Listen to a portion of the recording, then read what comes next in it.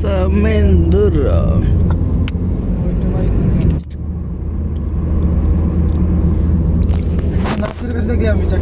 কোন গাড়িটা?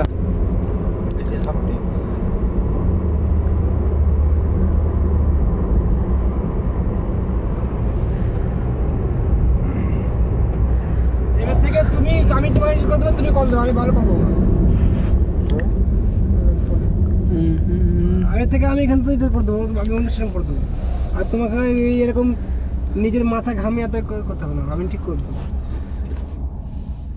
আমি তার জন্য 100 টাকা মানে আমার ফোনে বললাম, ঠিক আছে, টাকা ডিপোজিট করতে আমার রিচার্জটা করে দিলাম। আমি বলে এরকম করো, তা তুমি সেই একবার রিচার্জ করেছে 5 টাকা, একবার করেছে 15 টাকা, 10 টাকা। হয়ে আছে তো বাড়া হয়েছে, তাও হয়নি এখনো, বিপরীত করে দিয়েছে। কি হয়েছে তা? 100 মানে ট্যাক্স বাদ দিয়ে 100 টাকা রিচার্জ, ঠিক আছে, 100 টাকা মানে রিচার্জ করে। হ্যাঁ, মানে অফার থাকে না, তো 90 টাকাতে মানে অফার আছে ভালো, ঠিক আছে। তো মানে রিচার্জ মানে মোবাইলে ভরা থাকে, মানে 100 টাকা করতে হবে রিচার্জ। দিয়ে আমি বলেছি যে এই দা বাবা, তো কি করেছে, অন্য হয়েছে 5 টাকা চলে গেছে ওতে, আমার করেছে 15 টাকা ওতে ট্যাক্স কাটতে শুরু করে। ওর পেট্রোলেও ট্যাক্স কাটছে নাকি? তাহলে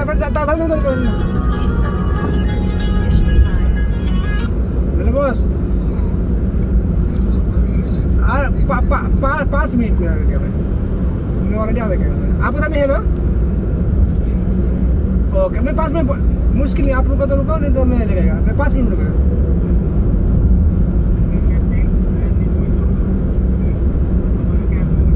ओके बस, ओके मैं वो किचन का कोई आदमी को दे देगा, मुश्किल नहीं, जैसे पहले दिया था। ओके बस, ओके बस, नंबर प्लीज।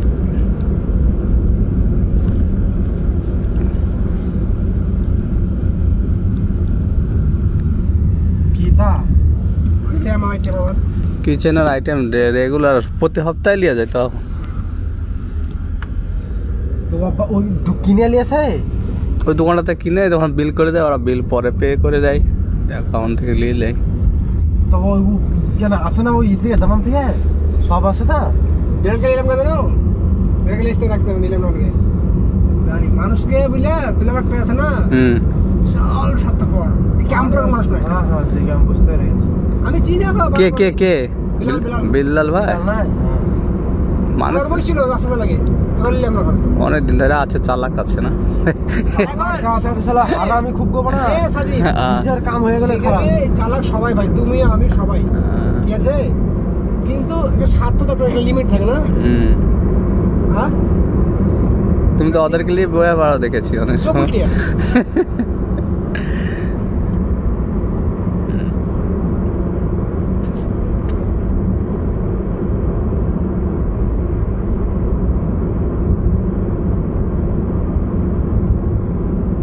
বিলাল ভাই 50-60 বছর বয়স হয়ে গেল, তা যাচ্ছে না বাড়ি। এত পয়সা পয়সা পয়সা পয়সা, টিকারদের মতন।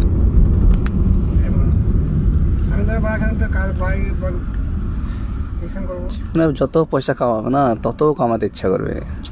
আরে ভাই, কামে কোনো বড় কথা হবে না, এটা হচ্ছে মেন।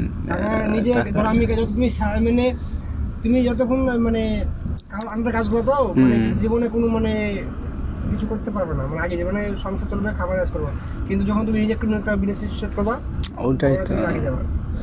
লোকের পজিশনে কাজ করলে তো সংসার চলবে, আর কিছু বাড়ি ঘর করা হবে, গাড়ি মাড়ি করা হবে। নাসির সুলতান কি কাজ করো বল, এটাই হচ্ছে।